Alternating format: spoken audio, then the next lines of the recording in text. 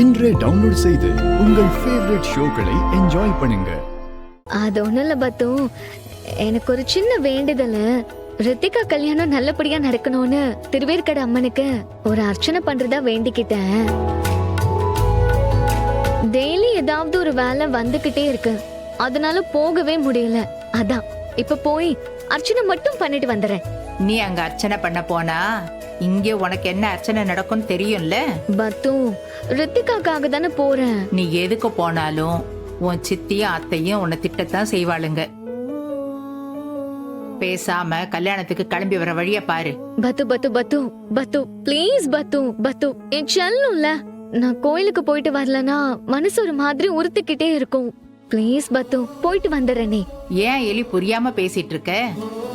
சும்மாவே ஒன்னு அதை செய்யல இதை செய்யலன்னு எதையாவது சொல்லி தேடிட்டு இருப்பாளுங்க. இப்ப கல்யாணம் வேற, இந்த நேரத்துல நீங்க இல்லன்னு தெரிஞ்சா அவளுங்க என்ன பாடுபடுத்துவாளுங்கன்னு உனக்கு தெரியாதா? அதெல்லாம் தெரியாம இல்ல பத்து, ஆனா நீ மனசு வச்சா முடியும். 1 hourல போயிட்டு வந்துருவேன் பத்து. இல்லடி, மாப்பிள்ளை வீட்டுக்காரங்க வேற மண்டபத்துக்கு வந்துருவாங்க. அதான் நான் உடனே போய் புடிச்சிட்டு வந்துடுறேன்னு சொல்றேன். என்னது? இல்ல பத்து, மாப்பிள்ளை வீட்டுக்காரங்க வர்றதுக்குள்ள நான் போயிட்டு வந்துருவேன்னு சொல்றேன். ஓ,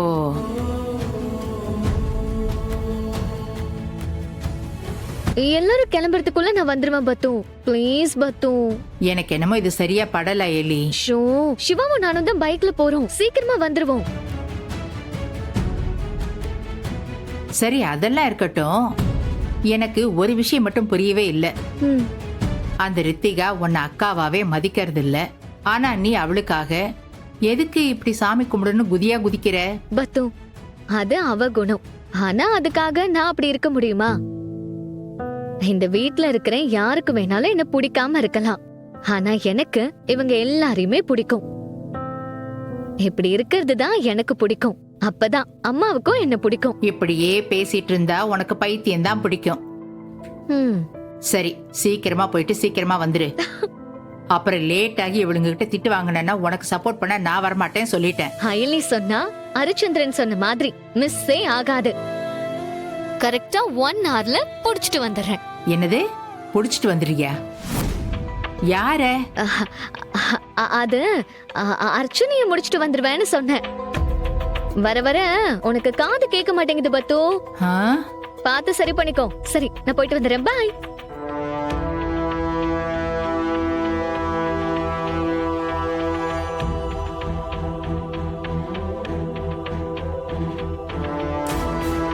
இதுக்கு தாண்டி காத்துட்டு இருந்தேன். நீ அங்க போய் அர்ச்சனையை முடிச்சிட்டு வா, உனக்கு நான் இங்க அபிஷேகத்துக்கு ஏற்பாடு பண்ணி வைக்கிறேன். என்னையா எங்க அம்மா விட்டு அடிக்க விடுற? அதே அம்மாவை வச்சு உன்னை கழுத்தை பிடிச்சு வெளியில தள்ள வைக்கிறனா இல்லையான்னு பாரு. உன்னை பழி வாங்கும் போதெல்லாம் உங்க அம்மாவை பழி வாங்கின சந்தோஷம் கிடைக்குது. இன்னைக்கு நடக்க போறது உனக்கு மட்டும் இல்ல, அந்த பச்சை துரோகி அர்ச்சனாவுக்கும் சேர்த்துதான்.